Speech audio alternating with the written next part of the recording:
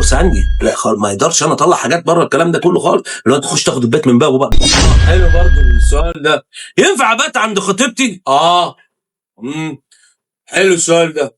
لا، ما ينفعش تبات عند خطيبتك الا في حاله واحده بس، اتفقنا؟ يعني انت كشخص هتروح تبات عند خطيبتك، من المعلم سلطان النمري ومن رجال يقول لك لا ما ينفعش الا في حاله واحده. ايه هي؟ ان انت لو من محافظه لمحافظه، وبرضه لو انت جاي من محافظه لمحافظه ثانيه برضه ما ينفعش تبات عند خطيبتك. خلصانه؟ انزل بات في الشارع. لو مش كده بات على الرصيف، ولا تباتش عند خطيبتك. فهمان؟